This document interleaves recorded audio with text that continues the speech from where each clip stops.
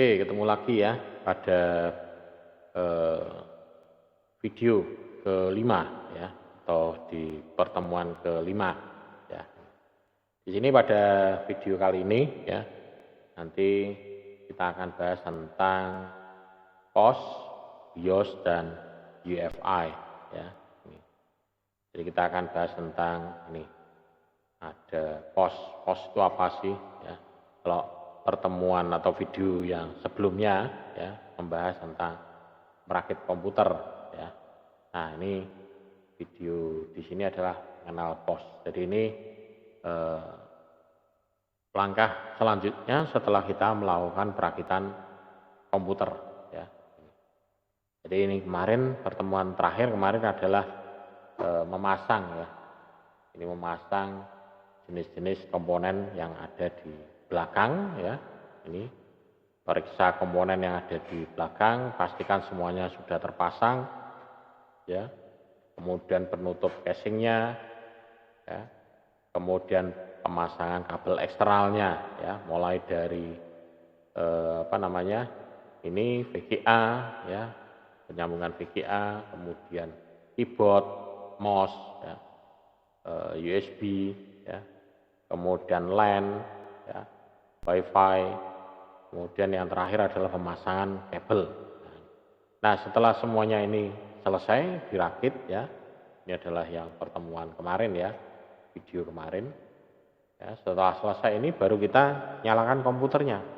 Nah, nyalakan komputernya itu kode yang pertama nyala itu adalah bip BIOS ya, atau POS, Power on Self Test. Nah, jadi pada saat POS ini adalah prosesor atau BIOS itu mengecek semua komponennya berjalan atau sesuai, terpasang dengan benar semua ya. Jadi saat kita melakukan boot, nyalakan, ini komputer akan memeriksa komponen. Nah, ini. Jadi istilahnya POS, Power on Self Test. Jadi pada firmware BIOS atau UEFI ini menggunakan kode BIP ya, untuk menunjukkan kesalahan. Jadi jenis BIP itu ada macam-macam contohnya ya, itu kesalahannya itu ya, itu. Jadi kode BIP yang ada di ini. Ya kalau misalnya kita cari ya kode BIP BIOS ya, kode BIP BIOS. Nah ini. Jadi di sini kalau kita cari di internet ya, ini ada nah, ini jenisnya. Jadi ada beberapa kode BIP BIOS, misalkan satu pendek ya, satu pendek tit. Jadi dia gagal tit gitu. Tapi ada dua bip pendek titit nah, apa kemudian ada yang tiga titit ada yang empat ada mungkin yang melengking panjang nah, itu ya. Nah ini sekarang sudah banyak bisa kita jumpai ya di internet kode-kode bip error ya. Ini jadi ada banyak sekali ya bunyi-bunyi BIP yang ada di komputer dan itu memiliki arti ya.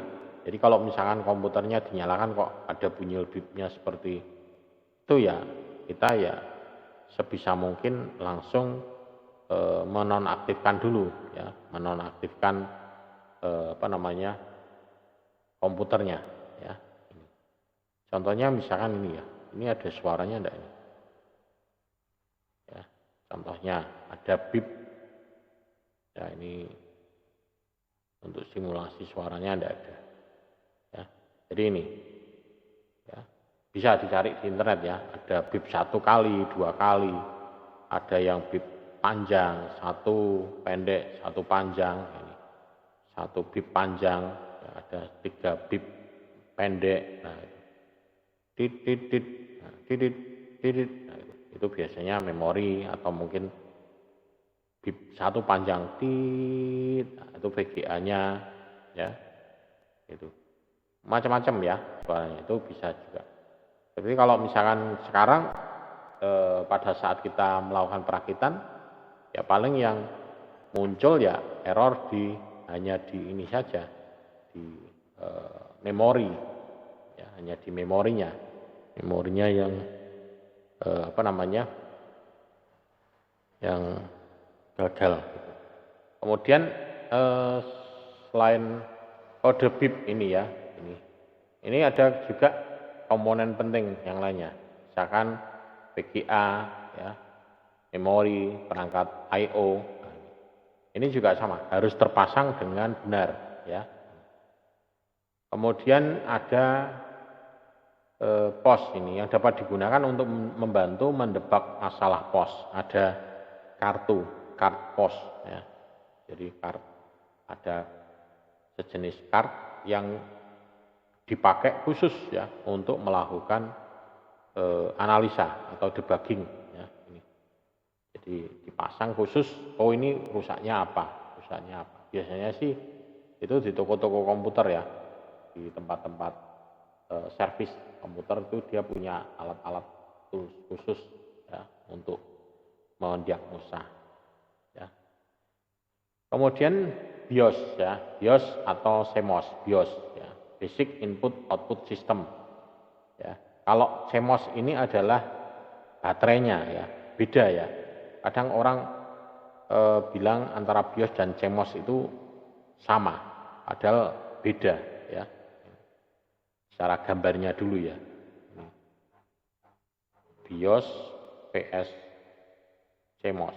Nah, sebetulnya BIOS sama CMOS itu sudah hal yang berbeda ya ini. Jadi ini kalau saya tunjukkan gambarnya ya. Nah, ini gambarnya ini. Jadi BIOS dan CMOS. Nah, ini. BIOS dan CMOS. Jadi ini adalah BIOS-nya. Ini adalah CMOS ya. CMOS-nya. Jadi beda. Ini BIOS kebalik ya. Ini BIOS-nya, ini CMOS-nya ya, ini. Jadi ini CMOS-nya. Istilahnya batu kancing ya. Jadi kalau BIOS-nya itu dia berupa IC ya, circuit ya. Dia merekam isinya dari dari tampilan pertama itu yang BIOS-nya. Ya. Nah ini bisa juga BIOS-nya bentuknya seperti ini, yang model-model lama. Tapi kalau yang model sekarang bentuknya sudah seperti ini. Ya. Kalau ini cara menghapusnya sudah menggunakan ini EEPROM ya. Jadi electrical. Tapi kalau yang ini cara menghapusnya ini dilepas, ini penutupnya. Nah, ini BIOS. Kemudian ada juga di sini antara BIOS sama CMOS, nanti di mainboard di sini ada tempat untuk menghapus ya, atau mereset, bukan menghapus tapi mereset, itu ada jumpernya dekat dengan sini, nah ini ya, untuk mereset. Jadi ini, jadi antara BIOS dan CMOS ini beda ya. Ya, kalau BIOS ini adalah memorinya, CMOS itu adalah baterainya. Makanya kalau komputernya mati, tidak terpasang apapun, jamnya tuh selalu cocok ya. Nah itu karena ada baterai CMOS. Nah ini BIOS ini adalah firmware di mainboard ya, membutuhkan firmware untuk beroperasi. Jadi firmware sistem operasi yang pertama, basic ya, namanya basic input output system. Jadi sistem dasar I/O-nya. Ya. Kemudian beberapa aspek BIOS dapat dikonfigurasi oleh pengguna. Di beberapa BIOS ini bisa dikonfigurasi, biasanya dipakai untuk overclock, ya, untuk setting jam, ya, tanggal, kemudian untuk security-nya, ya. Ini. Jadi pengaturan BIOS ini disimpan dalam CMOS, ya. Bukan dalam CMOS ya, CMOS ini yang satu dayanya lah, CMOS-nya. Ya. Nah ini tadi kode-kode BIP-nya ya, pada saat kita menyalakan komputer ya. Pada saat kita menyalakan komputer, kode-kodenya adalah ini. Jadi kode-kode yang ada di dalam BIOS. Tapi masih banyak lagi ya. Ini tidak hanya ini BIP code ya, ada 2 BIP, 3 BIP, 4 BIP ya ini. Jadi ada memori refresh, value-nya, ada bed memori, ya. Nah, ini macam-macam bipnya. Ini baru yang bip, ada yang bip melengking juga ada, bip panjang gitu ya, bip itu cuma ada di sini. Mungkin bisa dicari nanti ya di referensinya. Kemudian tampilan utama dari BIOS, ini tampilan utamanya adalah ini, BIOSnya, ya. Jadi di sini ada main, ada advance, ada boot, security, dan ini tampilannya tidak mutlak ini ya. Jadi ada tergantung dari jenisnya, jenis BIOSnya. Ya. Ada yang AMI BIOS, ada yang macam-macam merek produknya. Dan di sini dia menyimpan sistem informasinya, informasi tentang komputer, ya. Kemudian waktu, ya, menyimpan tentang waktunya dan pengaturan waktu ya di sini tentunya ada waktunya, kemudian ada jam, ya, date-nya ini jam date, ya. Kemudian di sini ada floppy-nya, ada setting floppy-nya, ya, ada setting floppy, ya, mau dimatikan atau tidak, ya, disable. Di sini tinggal dimatikan. Kalau floppy-nya ada mau dimatikan ya bisa, tidak ada dinonaktifkan, ya. Kemudian ada juga ini primary ID, ya. Di sini ada master, ada slave, ya, primary, kemudian SATA. Dan ini tergantung juga dari mainboard-nya. Ada juga yang di sini ada RAID, ya, settingan RAID, ya. RAID ada juga, atau bahkan IDE-nya tidak ada, ya. Langsung SATA semua juga ada, ya. Jadi pengaturannya di sini tinggal di tata, terus kemudian di sini nanti ada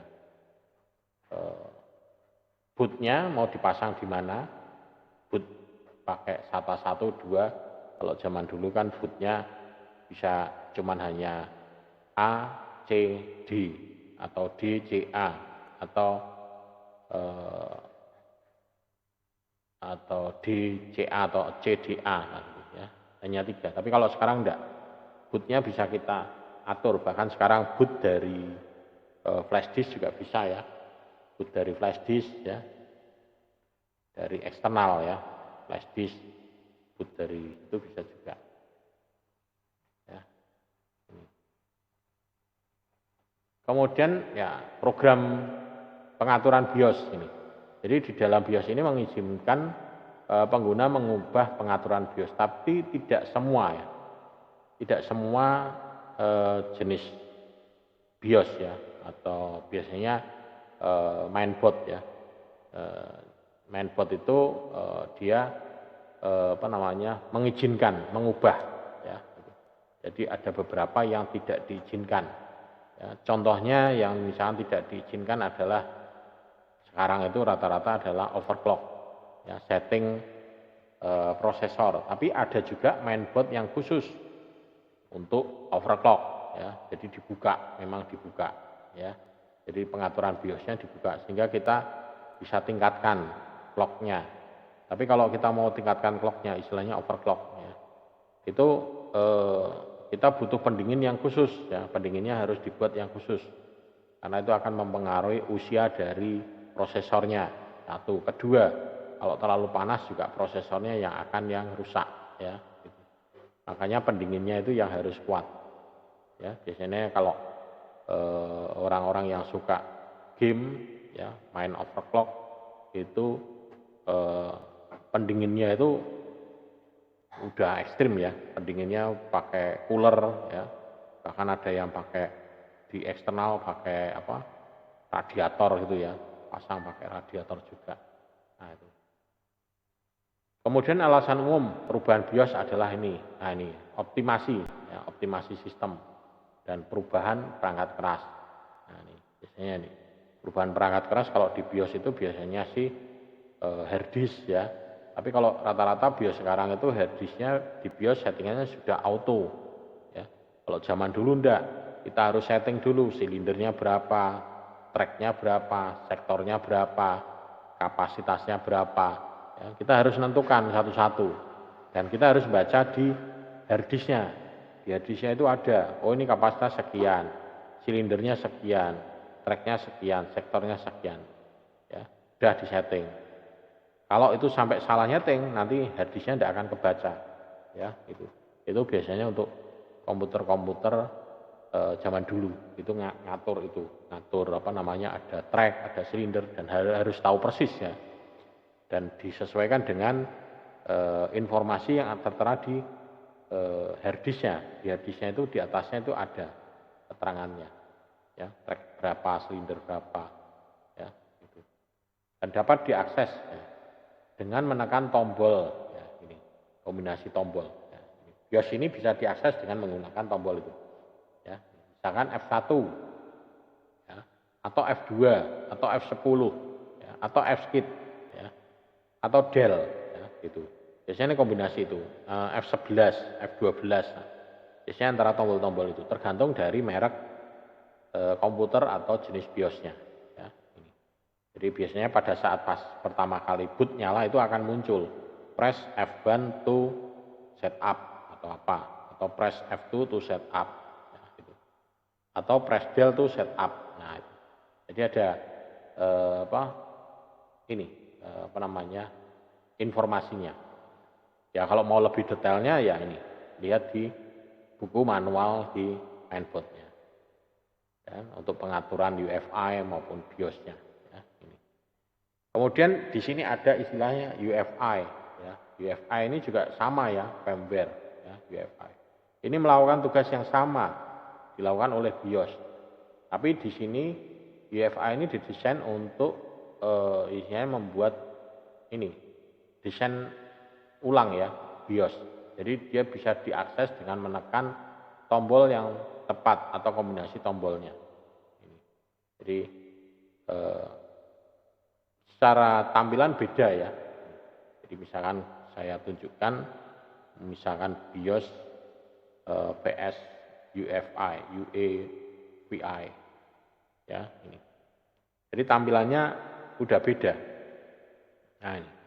Jadi kalau yang BIOS itu kita mainnya hanya menggunakan panah atas, bawah, kanan, kiri ya untuk memilih menunya ya ini.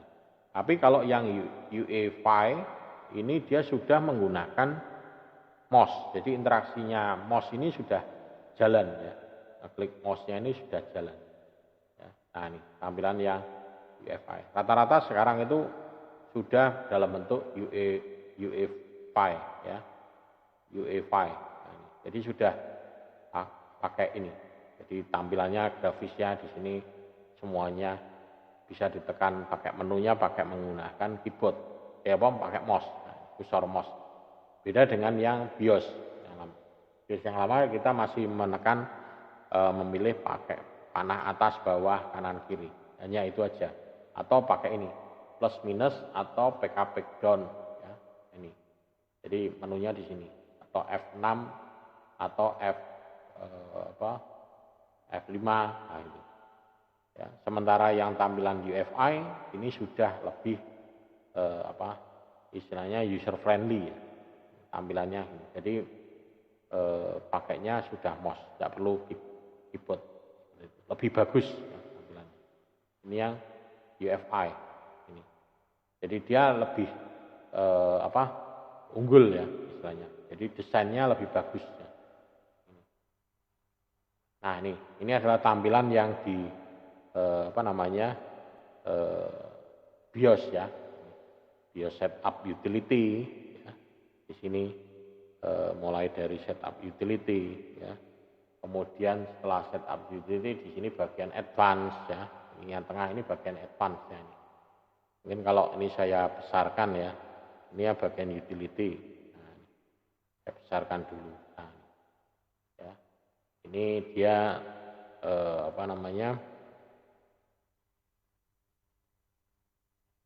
saya tampilkan. Nah, ini malah tutupan ya. Send to back. Nah ini ya. Jadi ini juga coba saya send to back supaya Anda lihat. Nah, jadi ini tampilan depan ya, tampilan depan seperti ini ya, tampilan depannya BIOSnya. Pada saat kita pilih di sini ada versinya, kemudian ada jenis prosesor yang akan muncul di sini, speednya, memorinya. Nah ini yang simbol-simbol yang tanda yang ini, yang atas yang abu-abu ini tidak bisa kita ubah. Fix yang kita ubah, yang bisa kita ubah yang warnanya biru. Ini kita bisa ubah-ubah. Ya, itu. Kemudian itu tadi yang itu, kemudian yang tombol sebelahnya. Nah, ini bagian advance. Bagian advance di sini. Nah, ini di sini menyimpan ada PCIe, ya, ada LAN, ada USB, settingan ini, ya, controller, SATA, ya, PATA, SATA, kemudian floppy drive. Nah, ini pengaturan ini, mau diaktifkan atau di nonaktifkan ya, pengaturan di situ. Kemudian ada juga ini di sini pengaturan apa ini? Ini adalah pengaturan memori. Nah, ini biasanya ini kalau mau dibuat untuk di overclock. Nah, ini bisa disetting di sini. Set frekuensinya. Nah, ini bisa diubah-ubah di sini. Ya. Kalau mau mengubah-ubah bisa di sini. Ya. Kemudian ada lagi, ini karena kalau saya tunjukkan demo online-nya tidak bisa. Ya. Kemudian ada pengaturan boot first-nya lah ini yang paling utama adalah ini. Boot priority-nya, nah, ini pengaturan boot-nya. Boot pertama dari mana, boot keduanya dari mana. Nah, itu. Ya, bisa diatur dari situ. Ya. Karena saya pernah dulu tuh ya istilahnya apa ya, kayak nguji ya, itu anak SMK. Itu proses nginsalnya itu bootnya seperti itu. Ya, karena dia tidak memahami. Pada saat pertama boot muncul press any key to continue, press any key to continue, masih cek proses install mulai dari segala macam format. Habis itu komputer restart karena bootnya ini masih ke arah ke CD-ROM, maka di situ ada munculan press any to continue, tekan enter lagi, ngulang lagi dari awal. Nah, terus muter terus. Nah, ya. Nah ini juga perlu diperhatikan. Kemudian yang lebih penting sekarang adalah kalau kita memilih komputer sebaiknya yang sudah support dengan Intel VT, virtual. Jadi untuk virtualisasi teknologi. Jadi sebisa mungkin kalau komputer Anda atau laptop Anda bisa pakai yang sudah support seperti ini. Karena kalau sudah support seperti itu, kita untuk bisa memaksimalkan ya, misalnya penggunaan tentang virtualisasi lebih bisa. Istilahnya VMware ya. Ini kalau saya pakainya Hyper-V. Jadi ini karena sudah ada itu, ya ini saya bisa install macam-macam di sini ya. Jadi saya di sini bisa install Ubuntu. Nah di sini, misalkan di sini saya install Ubuntu. Nah di sini juga bisa. Nah, jadi ini saya jalan komputernya ini jalan Ubuntu. Nah Linux ya. Nah, jadi bisa jalan Linux. Jadi saya bisa menjalankan sistem operasi di dalam sistem operasi. Nah, jadi bisa. Nah, jadi tampilannya seperti ini. Ya, ini coba masuk ya. Jadi kalau kita mau latihan, install ataupun segala macam, ini dengan seperti ini sudah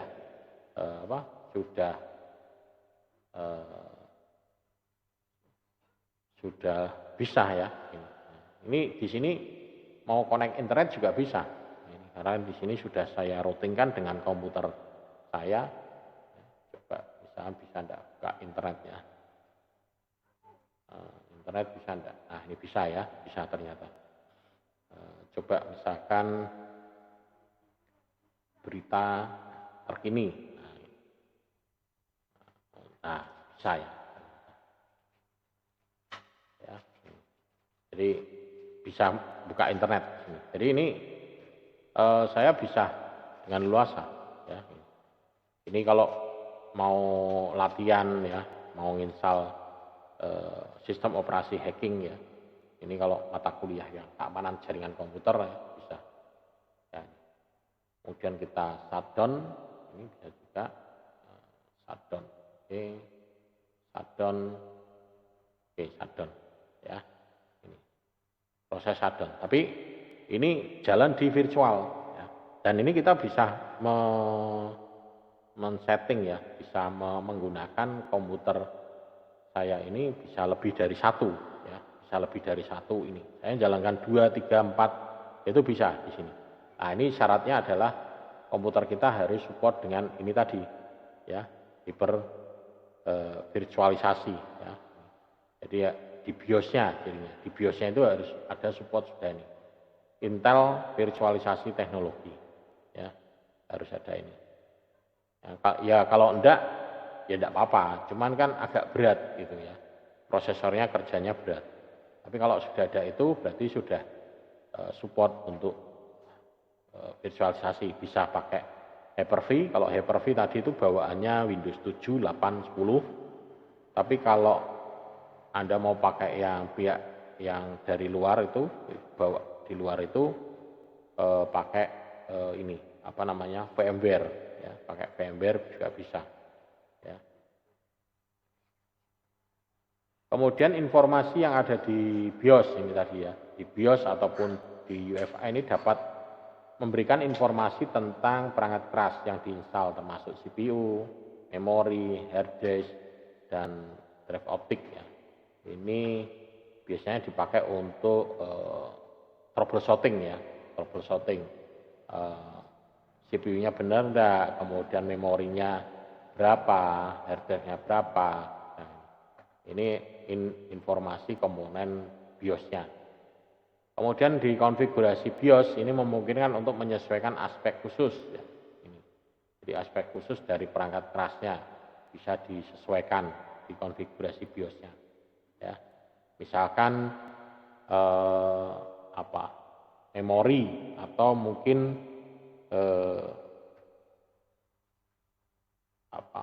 kalau VGA enggak ada ya. Ya boot ya. Bootingnya, boot priority-nya kemana, itu yang bisa di setting khusus ya. Kemudian variabel dan fitur yang dapat disesuaikan secara khusus dari pabrik ya, setting clock memorinya, prosesor ya, mau bisa disetting atau enggak. Ya. Pengaturan BIOS ini memiliki dampak langsung pada perangkat kerasnya, dan ini pengaturan yang salah ada efek buruknya ya gitu. Jadi kalau di BIOS yang komputer yang canggih sekarang itu di BIOS-nya ada pilihannya, ada normal, ada fast, ada turbo ya, atau slow ya, gitu. Jadi ada pilihannya itu di BIOS-nya. Oh kita mau apa, setting apa, itu bisa kita setting ya. Kita bisa setting normal ataupun jadi ada pilihannya itu. Istilahnya kalau zaman dulu turbo kencang. Kalau ini BIOS-nya ada. Jadi pengaturannya ada. Pengaturan konfigurasi BIOS. Nah, ini diantaranya adalah waktu, ya, waktu dan tanggal. Kemudian menonaktifkan atau mengaktifkan perangkat, yaitu tadi ya, mematikan LAN card, mematikan sound, mematikan WiFi, misalkan mematikan floppy drive, nah, itu. Ya. Kemudian mengatur urutan bootnya, nah, boot priority-nya mana, nah, ya, boot priority-nya. kemudian jam, ya, kemudian virtualisasi, ini juga ada virtualisasi. Ya. Nah ini contohnya ya. Jadi di sini password, ya. Ini bisa pengaturan passwordnya di sini. Di sini ada password supervisor password dan user password. Artinya kalau di sini adalah, kalau zaman dulu istilahnya adalah password setup. Jadi kalau mau kita tekan del ataupun F1 mau masuk ke BIOS ya, itu akan ditanya password setup. Ya. Terus yang satunya adalah password sistem. Kalau password sistem itu pada saat komputer nyala ditanya passwordnya itu, ya, password sistem. Ya. Jadi passwordnya bisa berlapis ya. Jadi kalau tidak tahu passwordnya tidak bisa masuk, ya, tidak bisa booting ya. Harddisknya tidak bisa booting, berhenti di situ. Begitu bisa masuk passwordnya, baru dia booting login Windows. Ya. Login Windows nanti ada passwordnya lagi. Nah itu untuk ini keamanan ya passwordnya. Jadi ada password setup, ada password sistem. Kalau password setup dia masuk ke ini BIOSnya. Kalau password sistem pada saat kita nyala, kalau misalnya Anda di rumah ada komputer bisa Anda coba password setup sama password sistem. Ya, itu ada pilihannya. Di bagian security. Ya. Kemudian di bagian power di sini kita bisa lihat ya, bisa kita lihat untuk temperatur. Di sini menyediakan jenis temperaturnya dan voltasenya. Berikut dengan RPM-nya. RPM-nya kelihatan enggak? Enggak ada ya. Ini cuman clock temperatur. Mungkin di sampingnya. Tutup enggak? Oh enggak. Ini cuman toleransi ya. Enggak kelihatan ya. Ini cuman menunjukkan voltasenya aja. Voltase dari itu. Ya. Kemudian yang bawah ini adalah CPU configuration. Ini terkait dengan prosesornya, jenisnya prosesor apa, speednya berapa, ya, maksimum berapa. Nah, ini maksimumnya ada di sini. Jadi kalau maksimumnya dia bisa di-upgrade berapa, ya. Ini. Kemudian konfigurasi BIOS di sini. Ini juga mencakup fitur yang melindungi pengaturan BIOS data dan opsi pemulihan. Jadi ada untuk restore-nya, ya. Bukan reset tapi ya reset ya, di restore ke kondisi default. Ini ada juga ya. Kemudian fitur keamanan BIOS ini ada kata sandi BIOS ya, yang di inskripsi ya drive-nya. Kemudian ada logic juga, ada antivirus yang sudah tertanam di dalam BIOS-nya. Karena pernah dulu tersebar itu virus namanya virus C ya. Virus C itu menyerang di BIOS ya. Jadi kalau virus C itu tersebar menyerang di BIOS, BIOS-nya rusak ya. Ini. Jadi ini ada beberapa boot ya, dan dia sudah ada di dalam sini. Tapi agak ribet ya aktifkan ini.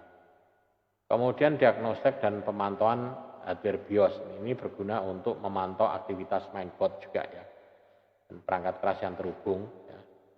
Ini fitur diagnostiknya perangkat BIOS, misalkan suhu CPU, memori, kemudian aliran udaranya, ya, RPM-nya ya, dan kelihatan. Kemudian kecepatan kipas ya, voltasenya tadi ya. Kemudian bus ya, deteksi instruksi, diagnostik bawaannya ada juga. Jadi ada beberapa ini ya, konfigurasi yang ada di dalam BIOS. Kemudian mode UE5. Ya. Ini komputer yang baru ya di sini. Ini BIOS ini sudah diganti dengan firmware UE5. Ini fiturnya banyak ya, bisa menampilkan grafik ya, ini ya, dan bisa juga istilahnya gambar kecepatan ini sudah dalam bentuk ini simbol-simbol ya, kecepatan RPM-nya, fan, ya, prosesor, panasnya, kemudian grafiknya ini sudah kelihatan, temperaturnya sudah kelihatan. Ya. Jadi sudah didesain memang di sini untuk mudah bacanya, ya. Beda dengan yang BIOS-BIOS yang lama. Dan sekarang modelnya sudah ini semua, ya, tidak lagi BIOS yang lama. Ya.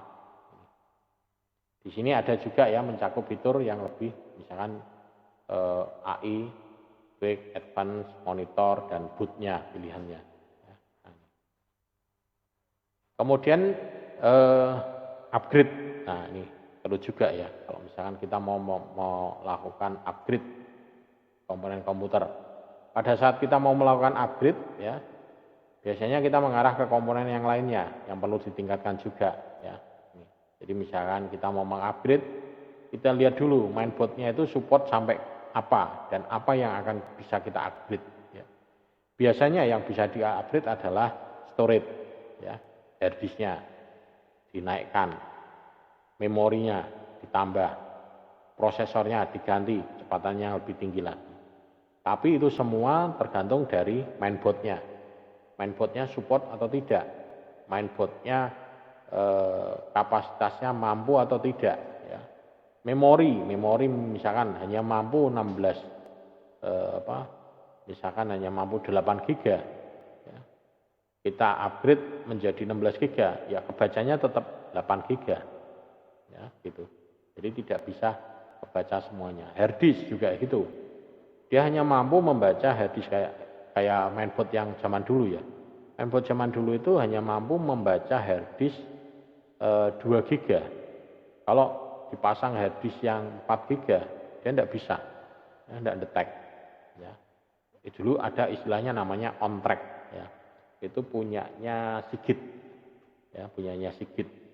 Itu ada namanya on track. Bukan itu ya. Jadi gini, sistem operasinya yang membatasi, bukan dari BIOS-nya. Ya, jadi BIOS-nya hanya mendeteksi 2 GB dan sistem operasinya di situ pada saat diinstal hanya bisa membaca 2 GB saja. Dan kalau hard disk 4 GB tidak bisa. Maka dipasang yang namanya on track. Ya, itu software bawaannya dari hard disk. Ya, software biasanya bawaannya zaman dulu ada Sigit ya. Jadi untuk membaca. Sehingga walaupun di BIOS-nya terdeteksi 2 GB, maka hard disk kita bisa terdeteksi lebih dari 2 GB ya. Namanya on track ya. Itu. Tiap-tiap hard disk beda. Kalau zaman dulu saya seringnya pasangnya pakainya on track. Punyanya Sigit ya. Tapi sekarang Sigit sudah ada ya. Kemudian nah ini mainboard baru juga mungkin memerlukan casing baru. Nah, ini juga perlu dipertimbangkan. Kalau sudah seperti ini ya sama saja ganti total ya, ganti semua. Ya casingnya, karena apa? Mungkin dudukannya sudah tidak pas ya, dudukannya tidak pas atau power supply-nya juga tidak support lagi ya. Jadi daripada ganti power supply dipasang tidak bisa. Ya sudah ganti casing sekalian ya. Casing, power supply, mainboard semuanya ganti. Makanya pada saat kita upgrade perlu dipertimbangkan itu. Jadi, sama saja beli komputer baru ya. Kemudian tingkatkan mainboard ini. Ini kalau misalkan mau meningkatkan ya mainboardnya, tapi kita juga melihat dokumentasinya di bukunya. Dia berapa? Daya yang harus terhubung terakhir berapa? Ya, adaptor yang diperlukan berapa? Ya. Jadi perlu diperhatikan juga pada saat upgrade. Kemudian upgrade BIOS. Nah, ini juga perlu tidak ya. Ini pembaruan firmware ini juga membawa perbaikan dan fitur baru. Jadi di BIOS ataupun UEFI ini termasuk yang memfasilitasi peningkatan. Jadi ada yang bisa mengupdate secara online sekarang ya. Kalau zaman dulu kan ngupdate BIOS itu harus pakai disket dan komputernya harus ada UPS-nya zaman dulu. Kalau sampai gagal itu nanti ya sudah tidak bisa dipakai, rusak gitu ya. Tapi kalau zaman sekarang di BIOS-nya itu kalau mau update gagal kita bisa restore karena dia memiliki 2 chip IC ya. Yang satu backup, yang satu yang utama. Jadi kalau yang utama itu di update ya, maka masih bisa kita kembalikan kalau terjadi kegagalan. Ya.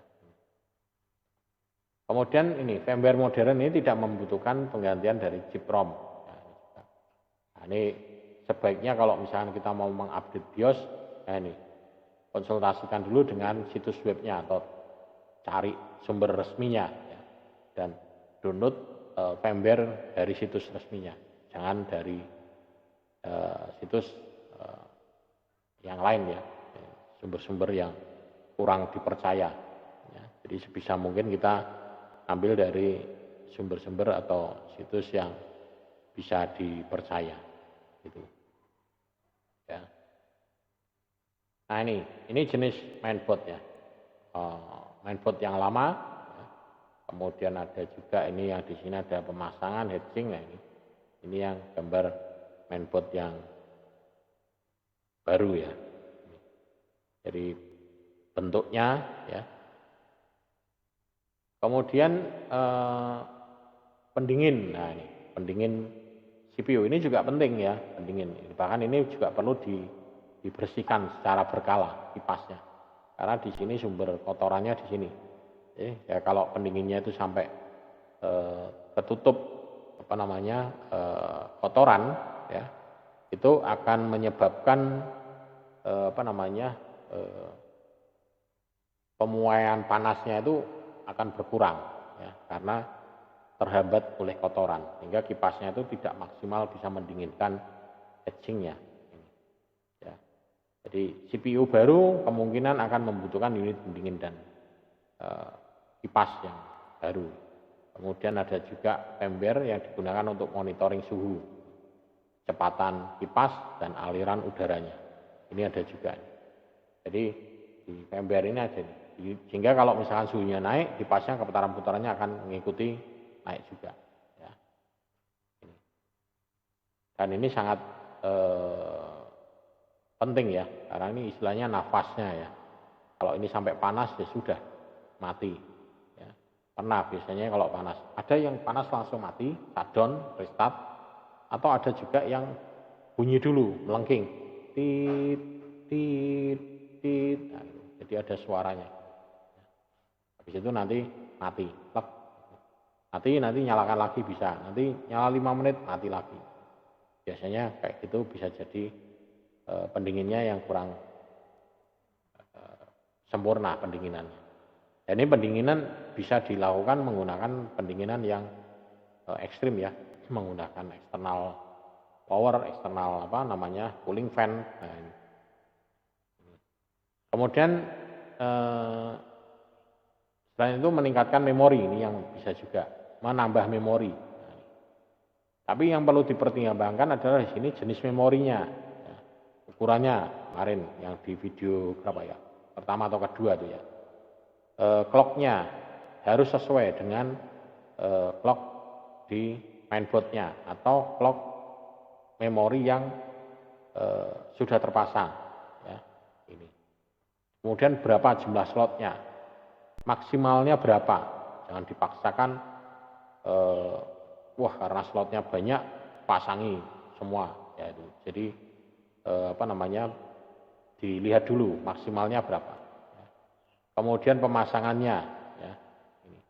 Di sini juga perlu diperhatikan kecepatannya, latensinya, tipenya, voltase dari memorinya. Ya. Apakah semua ini cocok dengan komputer yang sekarang ada, ya, gitu. Jadi pertimbangan-pertimbangan itu yang perlu diperhatikan. Tapi kalau misalnya kita tidak paham ya, bawa aja ke toko komputer ya. Mas, saya mau upgrade memorinya, kira-kira bisa berapa? Nah, itu.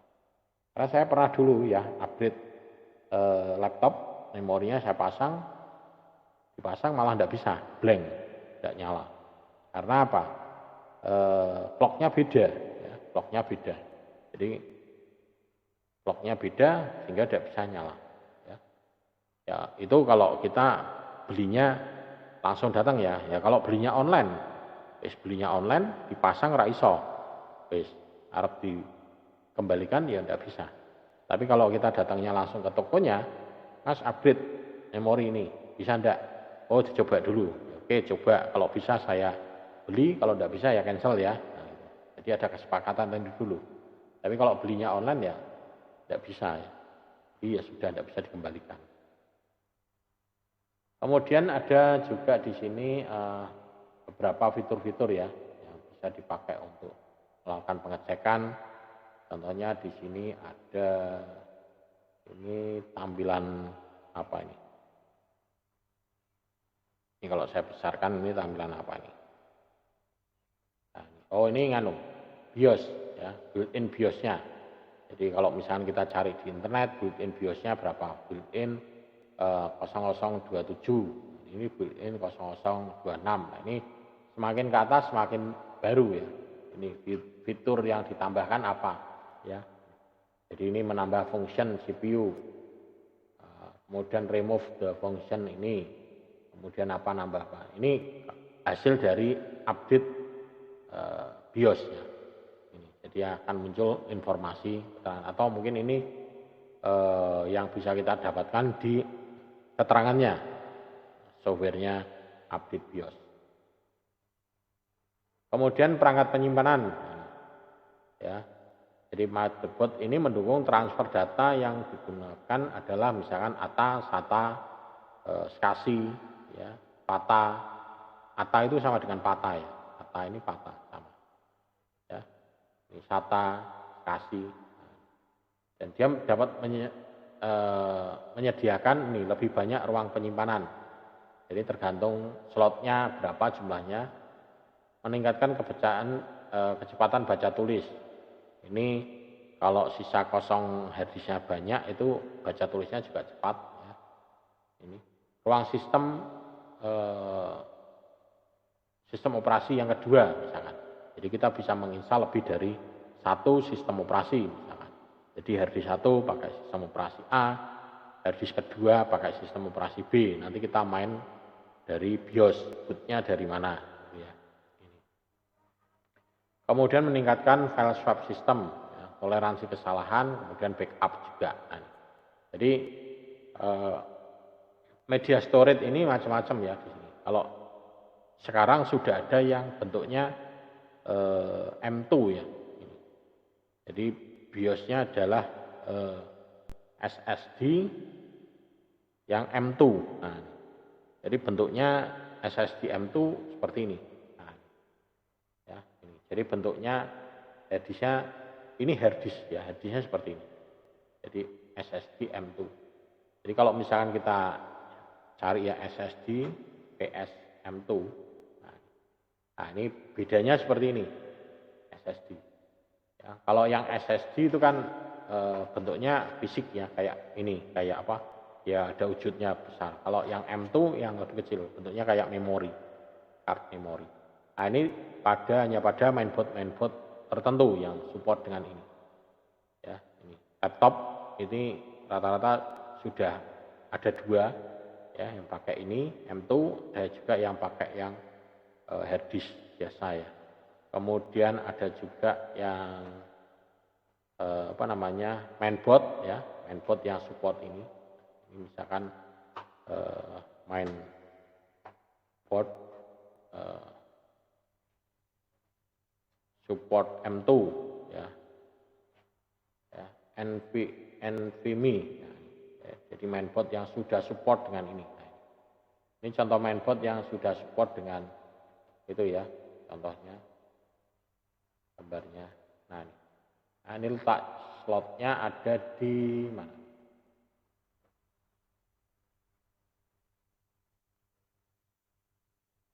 Biasanya slotnya di dekat sini ya.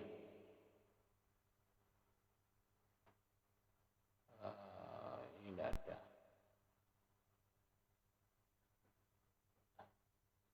Ada juga yang pakai konverter ini. Ya. Nah ini konverternya. Jadi PCI itu ini NVMe. Ya. Jadi kalau mainboardnya yang sudah support letaknya, nah ini contohnya ini.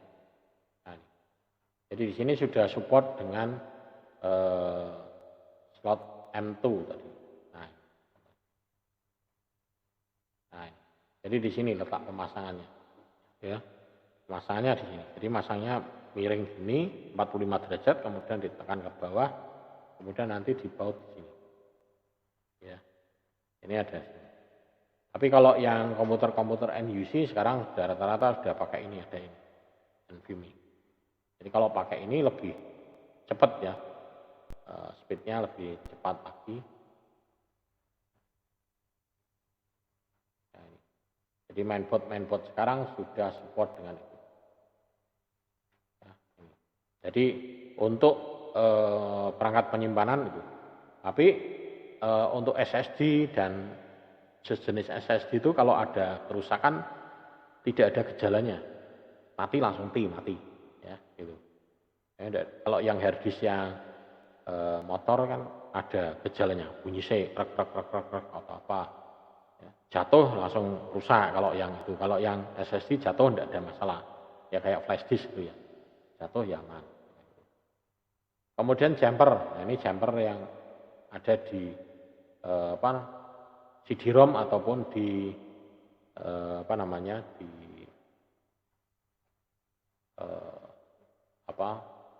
harddisk ya. Jadi pengaturannya bisa diatur sini. Ini kalau menggunakan kabel data yang patah. Ya. Tapi kalau yang kabel yang SATA sudah tidak ada pengaturan ini. Kemudian output, nah, peringkat output ini, upgrade outputnya ini mungkin kadang jarang sekali ya. Biasanya keyboardnya ya, mouse. Nah ini kalau misalkan jenis-jenis keyboard itu ya, jenis keyboard ini.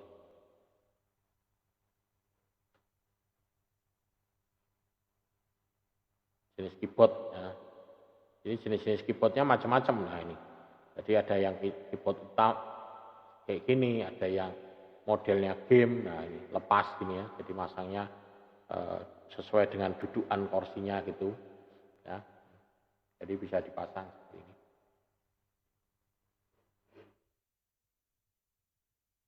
Ya. Jadi ini. Nah ini disesuaikan dengan ini kenyamanannya ya, lebih nyaman mana keyboardnya.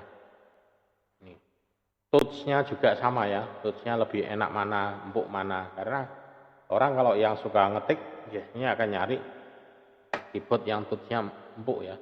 Nah. Kemudian monitor, nah monitor juga kalau peningkatan monitor biasanya akan memberikan resolusi yang lebih baik ya.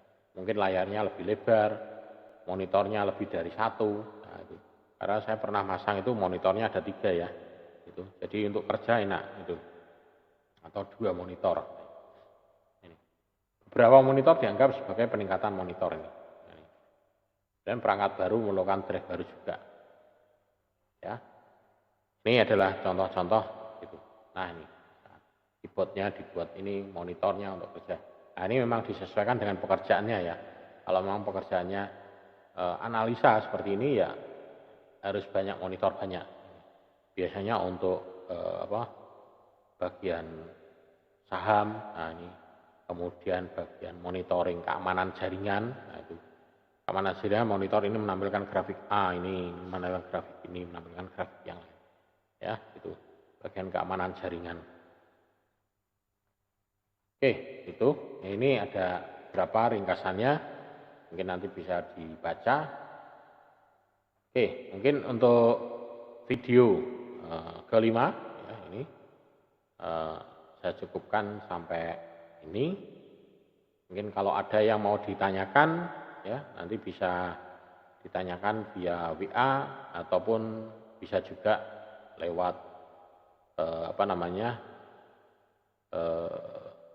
forum ya di Syakat ya, di komentar ya, atau juga di classroom-nya juga bisa ya.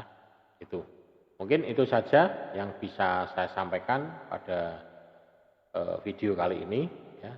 Kurang lebihnya saya mohon maaf kalau ada tutur kata yang salah dan ada kesalahan penyampaian ya.